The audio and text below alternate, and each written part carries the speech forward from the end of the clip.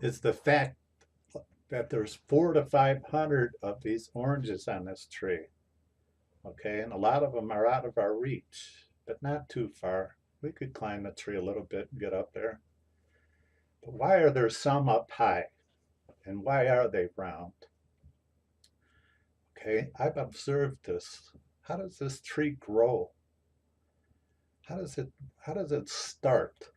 Okay, after I've eaten a few of these, we've determined that we can't eat all of these.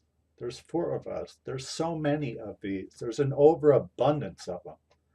There's no way we can eat all of these. But I've noticed something. Some of them fall off the tree by themselves. Some of them we pick by our own with our own hands and we eat. We can't possibly eat all these. Do you understand? So when we took some of these apart, we noticed there's something on the inside, and we've determined that they are seeds, these little tiny seeds. And this is how I've put this together, that this tree started out with a tiny little seed. This is how this tree grew, by one of these seeds. Okay? At one point in time, that tree had to be an orange. An orange had to fall to the ground, and one of those seeds took root. But where'd that orange come from? Because I don't see another orange tree around here. Do you understand? So I start to piece this together, how this works. That this tree grew, matured with time, with sunlight, with rain. It grew and grew, and in time it became a mature tree and it produced fruit. But in time it will die. Do you understand? There must have been another tree around here. Do you understand? And this is how the cycle of the tree grows. It was a seed at one time. Do you understand? And so I see this cycle from a seed being sowed to reaping fruit, sowing and reaping, sowing and reaping. It's like a circle, sowing and reaping. And I begin to think, why is this round? This is why it's round, because the ones on the top, I've observed this, the ones that are on the top, when the wind blows, when there's a storm, they start whipping around and some of them fall off when it whips around. And I noticed in a storm, they get flung off and they roll quite a distance from the original tree. They get flung off. And when they get flung off, they roll about 30, 40, 50 feet away. Some of them take root. You know, the orange starts to decompose, and some of those seeds start to take root, and a little seedling starts to grow, and another little tree starts to grow. I noticed that the oranges that fall directly under the tree don't take root. You understand? Trees need light to grow. The oranges that fall directly under the tree don't take root because they need sunlight. The oranges that get flung away from the original orange tree start to take root because they have sunlight. Trees need space to grow. So I see intelligent design behind that. This is why they're round, so they can roll away from the original tree. They roll away from wind, storms, do you understand? Or sometimes when the tree is grown on a hill just by gravity, when they fall down, they roll down the hill a little bit and take root. And then they're able to have room to grow. Like I said, trees need room to grow. The ones that fall directly under the tree cannot grow because they don't have light. So I see real intelligent design behind the fact of why they're round. But I also see another way that seeds get dispersed. I see birds. Birds dig into some of these and eat the seeds. And some of them defecate in a different spot. But I've noticed one thing. When birds eat the seeds, they don't break down the seeds in their stomach. The seeds pass through them, which is very odd because usually when you eat something, your stomach acids break everything down, even in animals. But it's very strange that birds do not break down seeds. I see intelligent design behind that. Birds actually help disperse all kinds of seeds. I don't know if you're aware of that. They help disperse all kinds of seeds for all kinds of trees. And I see intelligent design behind that because they're able to fly. So they travel all over the place. In fact, they travel great distances. Some travel from country to country. Do you understand that? And this is how you get different kind of trees in different kind of countries, is because of birds. I see high intelligence behind that. That's not evolution. That's a creator that created birds, that created their stomachs not to break down seeds. I see intelligence behind that. A Big Bang didn't create that. Evolution did not create that. A divine creator created that. It's just another way for the oranges to grow in different kind of countries, farther away from where oranges originated, wherever they originated from. But like I said, there's different ways for seeds to be dispersed. By wind, storms, where the orange rolls away from the original tree, birds can disperse them by eating the seeds, but it doesn't break down the seeds. They defecate farther away, and that there's a good chance.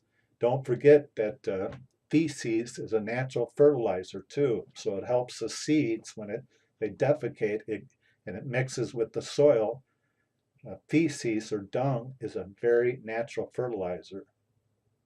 Do you think evolution made feces or dung for cattle, for horses, for chickens? They're very natural fertilizer. Do you think evolution made it that way? I see a cycle, a perfect cycle. Do you understand? A perfect plan, a divine, intelligent plan of sowing and reaping. Sowing, growing, reaping. Do you understand? A perfect, intelligent plan had to come from a perfect creator.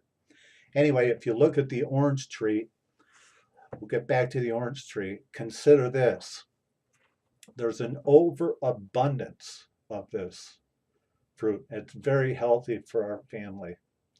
Do you understand? And it grows by itself. This is a key thing that lets me know that our Creator deeply loves us. Not just because of the beautiful color the orange is, the beautiful blossom that led us to this tree. Do you understand the beautiful taste, the nutritional value? Do you understand? But consider this. We didn't have to work at all to make this grow. We didn't have to put in 1 ounce of labor to make this grow at all. We did nothing. We just sat there and laid there and played. My children played with a few of these. They played catch with it. They would turn it into a toy. We just sat there and had fun and played the whole time these things were growing. We didn't have to labor at all. That's another reason I know our Creator loves us. He did all the work. He created the orange tree and the oranges. He's the one that did all the toil, all the trouble, all the work, all the labor. He's the one that made it rain. He's the one that made the sun, the sunlight. We didn't have to labor. He truly loves us. He really does. Do you understand? He loves it when we enjoy the fruit of His labor.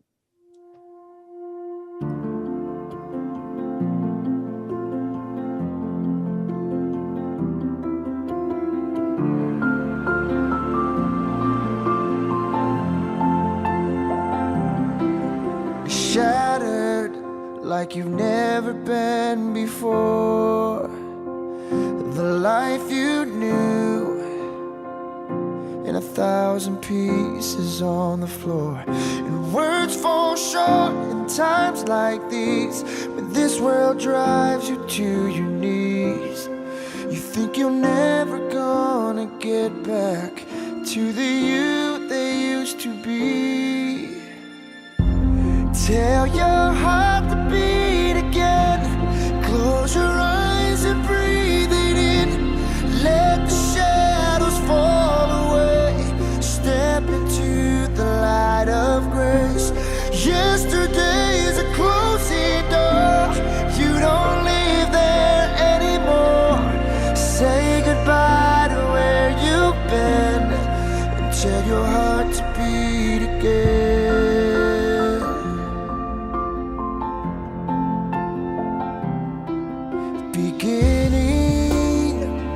Just let that word wash over you. It's alright now. Love's healing hands have pulled you through. So get back up, take step one. Leave the darkness, feel the sun. 'Cause your story's far from over, and your journey's just begun. Tell your heart to beat again. Close your eyes and breathe it in.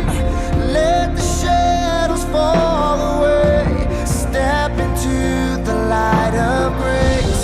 Yesterday's a closing door. You don't live there anymore. Say goodbye to where you've been, and tell your heart to beat again.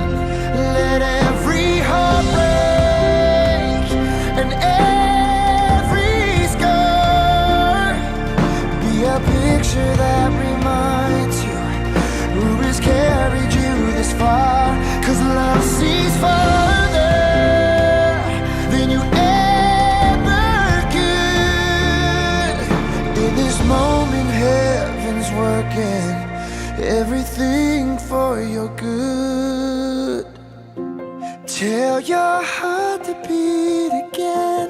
Close your eyes and breathe it in. Let the shadows fall away. Step into the light of grace. Yesterday's a closing door. You don't live there anymore.